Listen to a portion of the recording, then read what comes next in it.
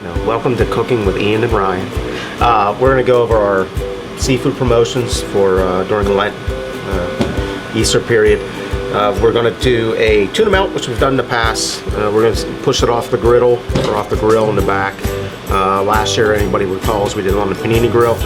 We're trying to avoid any like cross-contamination with the Reuben. We don't want it tasting like, cooked tuna kind of thing. So very simple process. Just follow the directions, procedures that you get. Follow the tuna salad recipe, and you'll be fine. We're doing a coconut shrimp recipe, or appetizer, sorry, with a orange chili sauce. So very straightforward. So we're not even going to show making it. It's that easy. It's orange marmalade, our sweet chili, a little bit of soy sauce, chili crunch, and white pepper. It's pretty kind of spicy, kind of sweet, a little bit of orange, those kind of things. So it's basically 12 fried coconut shrimp, minute and a half. So a little bit less time than what we cook our current shrimp for. Plated on a small rectangle with some of the side of the orange chili sauce, or chili orange sauce. Then we're going to do a 3 Kings pizza in advance. If anybody has any complaints, please contact Natalia Grassi at Duncansville Marzonis. She will be fielding all complaints. Thank you very much. And so there's some components to it that it's pretty straightforward, pretty easy, but it's probably a little more time consuming than what we normally do. Then we're doing a pistachio salmon, which we've done multiple times in the past, which you'll see risotto with pistachio crusted salmon, a little bit of our Dijon horseradish sauce, a little bit of spinach in the risotto. Pretty straightforward, pretty easy. We're doing a warm chocolate brownie. So it's an already prepared brownie that we're heating, and we're making with a crushed raspberry sauce, chocolate sauce, whipped cream, and vanilla ice cream. And I do believe that is everything. We're going to start and do the beginning stages of our risotto for the pistachio salmon. So we have some minced onion, just a little bit of our butter prep, whatever you want to call it, our Borio rice, short grain rice, white wine, and our Haas's cup. We're making a smaller batch than what you're going to be making on the regular, just because of for pictures and those sort of things. So I did forget to mention, we also have some vegetable stock. So vegetable instead of chicken, just because we're trying to stick with the whole seafood, non-meat thing for Lent. So we have follow manufacturer's directions. So we'll get it in the base. Again, follow the directions. Usually when I'm preparing risotto, keep the stock hot. Excuse me. So when you're adding it to the rice in stages, it doesn't take as long to reheat or to heat up, right? So we're going to start in a large pot pan. You can use a rondeau, whatever you're comfortable with. Just a little bit of this. What we're looking to do is to add it to be able to coat the rice, sweat the onions. So just working pretty much from a cold pan. Add your prep, add your onions. We're going to sweat them out a little bit.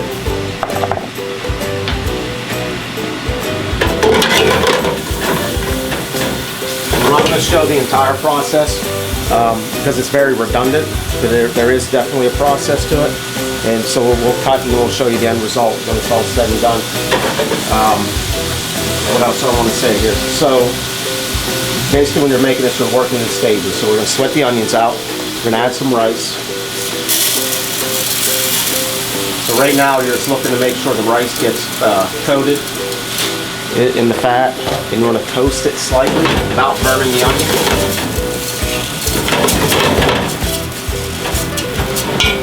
Add a little more rice. So after we get it toasted, we're going to incorporate some white wine, right? We're going to stir it till the wine's reduced. And then we're going to start working the stock in. I generally try to work in thirds to fourths. So you'll add a fourth of the stock into the rice, pretty much stir it for the first, 20-30 seconds. Let the stock reduce. You'll see the rice start to do its magic, like release the starches, which makes it creamy, those sort of things. As soon as it reduces, you add the remaining quarter or another quarter, so forth, so on, until you start getting towards the end where it's almost done, which is going to require you to actually nibble on a little piece to make sure it's not crunchy. You want a little al dente, right? Like, so we don't want it overcooked, because there is going to be an additional cooking process, like a la minute. So like when we get ready to serve, we're going to put it in the pan, reheat it, do some things to it. So again, don't overcook it. You want it to be slightly to the tooth, like when you bite it, like have a little bit of pressure, a little bit of give, but no crunch in the center.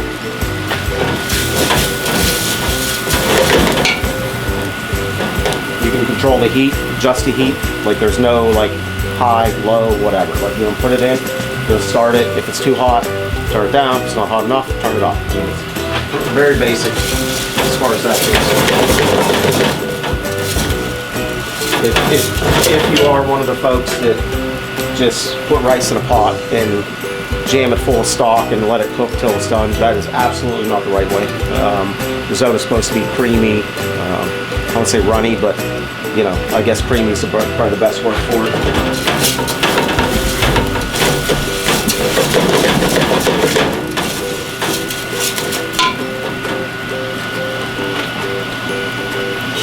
So we're gonna add our white wine.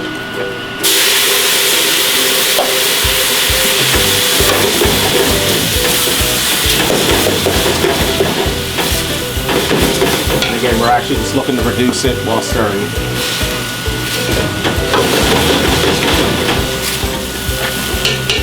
Can you see? All right. So again, wine's completely reduced. Now we start adding our stock. Basically enough to cover the rice. I wish I had a bigger ladle.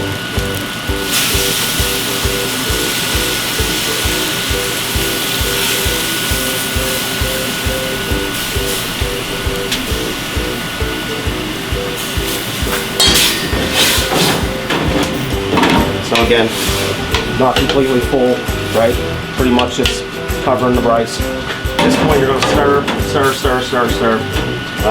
as much and as often as you can until that's reduced. And then again, you're going to continue this process until the rice is done. If you need to adjust at the end, let's say you run out of stock and it's not done, just start with new stock. I mean, you could even use water at that point. Stock's pretty much done its magic. So that's pretty much the gist of it. When it's done, lay it out as flat as possible, and as thin as layers as possible on a sheet pan. Like, don't pack it down with your hands or a spatula. Just spread it thin, and then just leave it like that. Cool it, and then obviously when it's done, pull it out, and package it or put it in a container, whatever you need to do for service. So see how it kind of starts to form its own sauce, if you will, for lack of a word. Just because it's a short grain rice, it starts to release starches and makes it creamy when that's 100% what you're looking for. So I'm going to add another round of stock and then see you when I see you. We're going to be making our very quick vodka sauce for our Three Kings pizza. It consists of garlic, pepper flake, vodka, just real vodka, doesn't have to be anything fancy, heavy cream, and our pizza sauce. Again, this is going to go in the Three King pizza. So, a little bit of olive oil, kind of lowish heat to start, just a smidge, tablespoon or so, a little more. Garlic. We're not really looking to brown it, we just want to sweat it out, make sure it's not raw. Pepper flake. This is a half recipe. Most likely you're going to have to bulk it, double it, quadruple it, that kind of thing.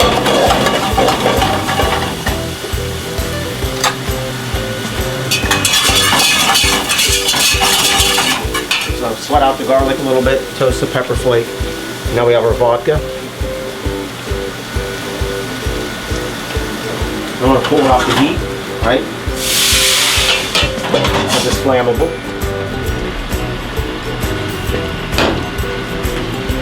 Okay, at this point, just want to reduce the vodka. Basically, we're looking to cook out the alcohol. We just want the flavor, a little bit of sharpness, that kind of thing like that. Probably about by half. So that was a 3/4 a cup. So, slightly under a half a cup is what we're looking for as far as finished product.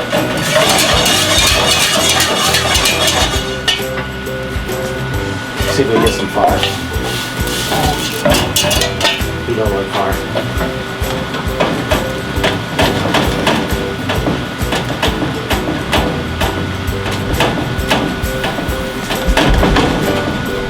Cut back to the risotto real quick, because I'm cooking that right now. Again, you can see how that liquid starts getting a little more viscous. Less viscous.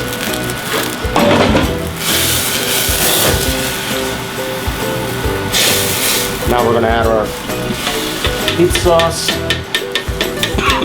Excuse me, pepper. Heavy cream. Pardon me. Now we're just going to return it to heat, stir it. Don't inhale the pepper flake fumes. They're pretty bad. We're going to stir it.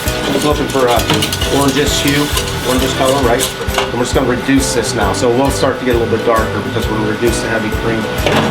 We're looking to take it back basically the same consistency as our pizza sauce, right? So the heavy cream thinned it, a little bit of vodka was raining thinned it. So we're looking to maintain that original consistency of the pizza sauce. And once you get to that point, pull it, and then we'll go from there. We're going to make our Three Kings pizza, which, if I did not say earlier, if there's any issues or concerns or complaints, please contact Natalia Grassi at where's she at? Duncansville Marzonis, I believe. So, okay. So that being said, we're going to continue. So we have actually a blend of 4 cheeses. Being our pizza cheese is a mixture of provolone and mozzarella. So we're going to start with that. So I'll give you the ratio, and this applies to any quantity, right? We'll just use a pound as an example. So we're going to start with a pound of our pizza cheese, and then you go 8 ounces, so half that quantity of shredded fontina, right? This will already come in shredded, so you should be good to go. Then another 8 ounces of shaved Parmesan. So we're just making a blend. So that would equal 2 pounds, right? So depending on how you look at it, 50%, 25%, 25% of cheese. Then you're just going to blend them. I highly suggest you do this in advance and then just bulk it in a Cambro, Lexan, whatever you want. Toss it around, and then you're ready to go. And then we're going to make the pizza. So this is a little bit different than what we're used to. We'll start with a little bit olive oil on the base.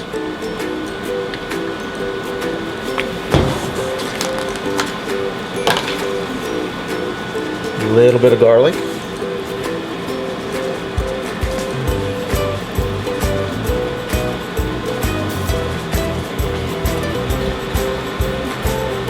A little bit of fresh basil.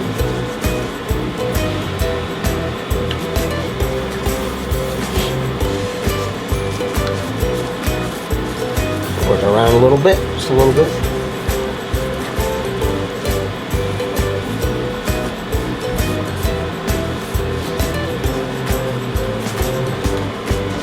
And now we're going to top it with the cheese blend. We are working in a undisclosed location today, so we're not using our brick oven. We're actually using an electric oven. So we're hoping that the results are about the same. About 10 ounces, 9 to 10 ounces of cheese total. Nice layer. So this is where the magic now happens. Okay, everybody ready? This is exciting. So this is the Three Kings part. Just a little play on the sauces, I guess. Being like, kind of most popular pasta sauces. So we have spicy vodka.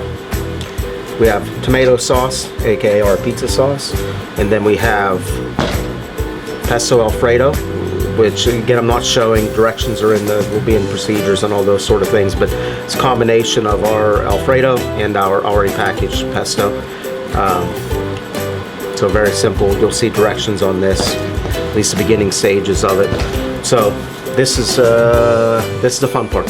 So we're gonna make lines of each sauce, right? So we're gonna start with the pesto, then leave a little gap.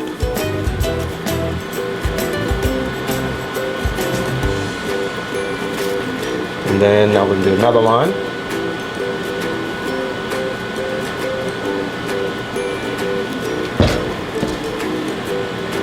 Whatever you do, just keep whatever sauce you start with, or whatever pattern, I guess, that you start with, just continue throughout the pizza. I did find that squeeze bottles are the easiest thing to use. I highly suggest that if you don't have a abundance of squeeze bottles, that you invest in some. You could, in theory, go through a lot of these, and the easiest thing to do would be able to bottle them up and have them backed up.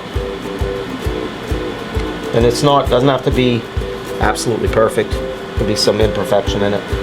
As this stuff melts and heats and whatnot, it does change a little bit. So we're going to end with this one. So that's it, 3 Kings. The idea is obviously kind of give it a little bit of a psychedelic tie-dye kind of thing, and going after like 3 popular sauces, and it all kind of blends and works together. So when you cut it, cut it on an angle. We're not going to actually cut this one because we're going to use this for a photo. Hopefully it turns out the way we want it, but we cut it on an angle across the sauces. That way, like, the idea is when you bite into it, you get a little bit of each sauce on every slice. Yeah, so now we're going to cook it and show you the finished results.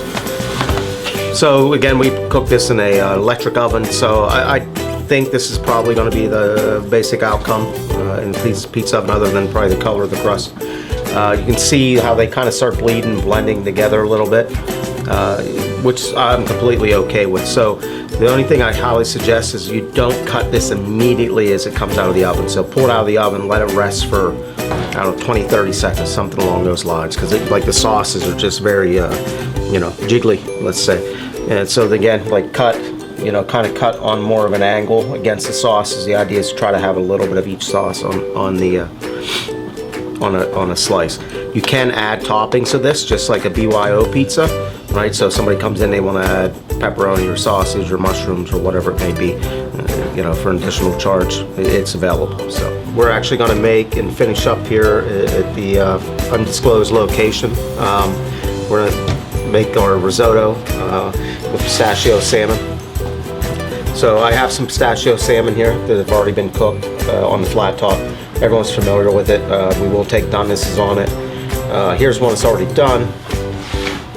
So we'll start with this and then we'll go into the risotto. So salmon comes off. We hit it with a little bit of Dijon horseradish. For some reason it just stopped working, but we'll roll with it. And then fairly liberally coat with pistachios.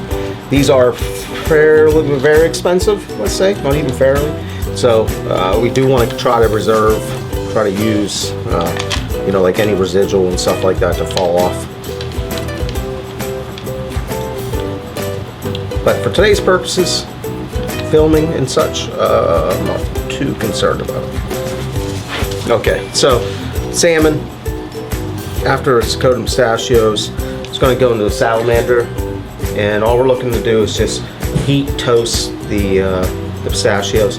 Yeah, the salmon's already cooked, so it doesn't really require any more than, depending on the heat level there, probably 20 seconds, 30 seconds tops, if you have something with a little bit of gap in between. So risotto, right? So here's our finished product from earlier.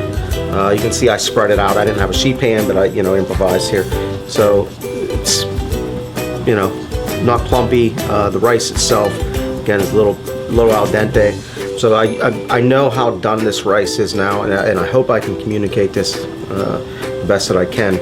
But so the doneness of the end product is going to dictate how long you need to cook it further, right? So I know that this is just a little bit less than al dente. So I'm going to actually heat a little bit of our vegetable stock that we'd used earlier. Not much. So we're pretty much already hot. So at this point, we're going to add the rice, right? You're going to portion with a white-handled scoop.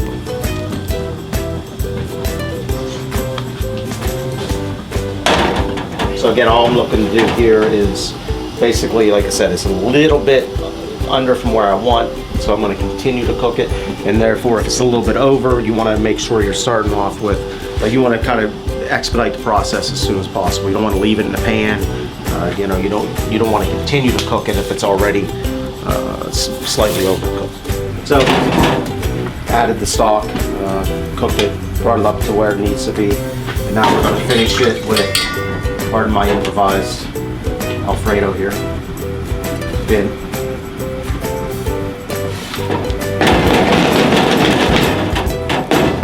So this will actually bring to this. We are calling it Parmesan spinach and Parmesan, which will be the next part. So fresh spinach, highly recommend about that much, large handful, if you will. But I generally like to bruise it a little bit. It kind of softens it and expedites the cooking process, if you will.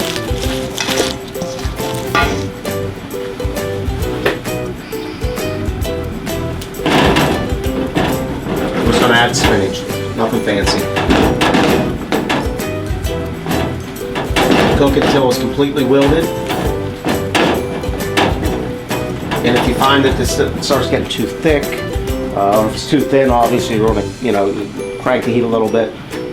Just gotta be really careful. This is kind of a touch and feel, kind of touch and go thing. Like, it's not really a recipe per se, so much as it, like, you just have to be able to feel it out and cook it. So if it happens to get too thick because of reducing, cut it with a little more stock to adjust the consistency. Just a smidge of shaved Parmesan. That's it. All right, so to plate, we are going to toast these very quick. While we're doing that, we'll plate for the rest of it, which is, there's very few components to this. So you can see how it's not thick. As far as like clumped up together, like it should have some viscosity to it, decent amount, because who doesn't like risotto? So just going to go salmon right on top, and then we're just going to zigzag with the Dijon horseradish.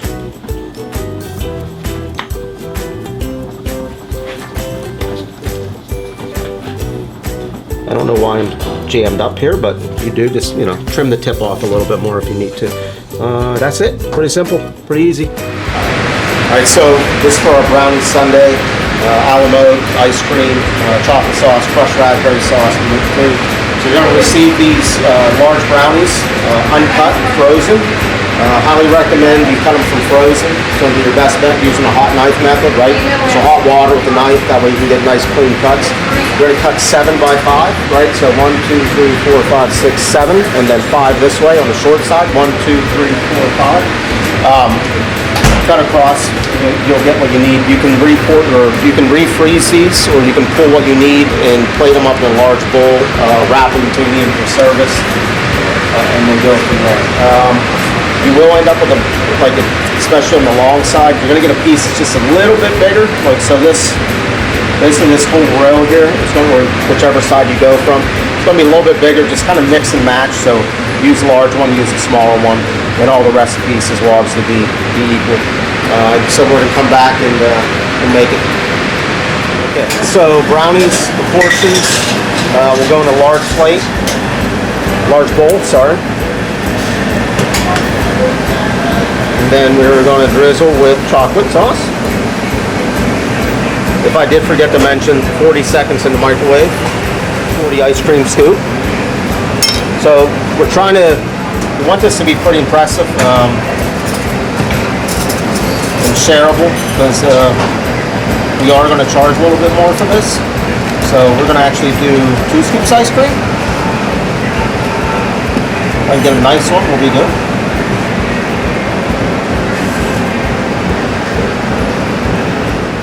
Our crushed raspberry sauce, which I highly suggest Prep Room makes it. It is 1 bag, you'll see, of crushed raspberries, and then we're going to add 3/4 of a cup of sugar. The recipe is very easy.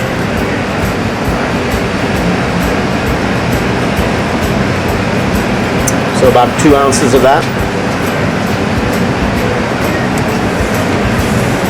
And then we're just going to do some whipped cream. Okay, Ronnie. That's it.